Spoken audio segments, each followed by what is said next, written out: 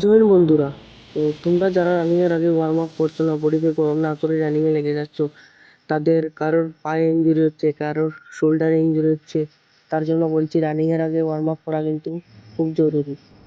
তো আমি তোমাদের এই কয়েকটা ওয়ার্ম আপ আজকে দেখিয়ে দিচ্ছি রানিংয়ের আগে কী কী ওয়ার্ম আপ করতে হবে। প্রথমে তোমাদের পাটাকে ওয়ার্ম করতে হবে।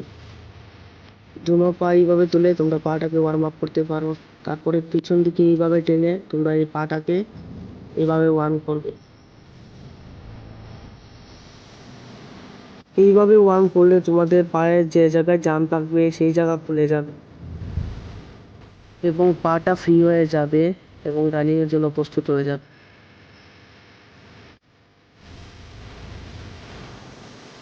রানিংয়ের পরে কি কি স্ট্রেচিং করতে হয় তা দেখে নাও।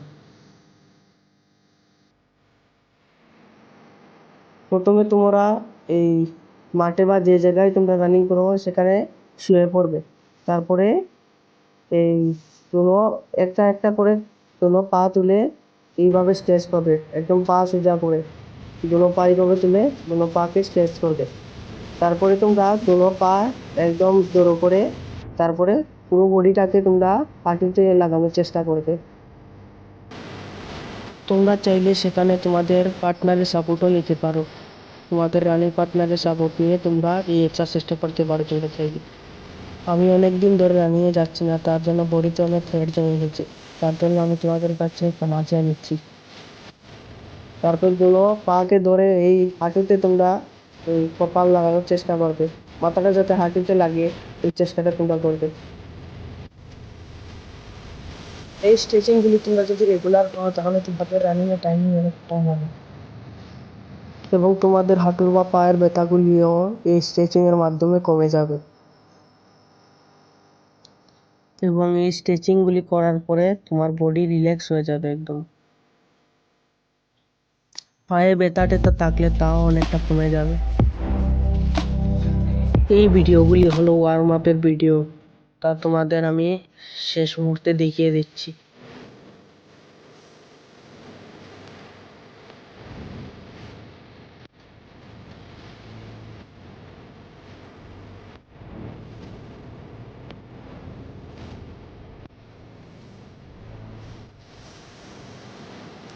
ওয়ার্ম আপ করার পরে বডি যখন হিট হয়ে যাবে তখন পুরোপুরি তোমরা রানিংয়ের জন্য তৈয়ার থাকবে, তখন তোমরা আরামসে রানিং স্টার্ট করতে পারবে।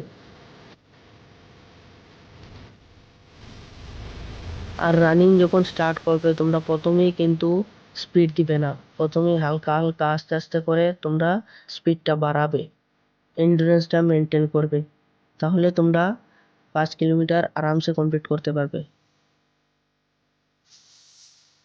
এবং রানিংয়ের পরে তোমরা কিন্তু সবসময় স্পিড বেড়ে যাবে, কারণ স্পিডে তোমাদের স্পিডটাকে মেনটেন করে 100 মিটার 5টা সেট মারবে আর 200 মিটার 2টো সেট মারলেই যথেষ্ট ডেইলি।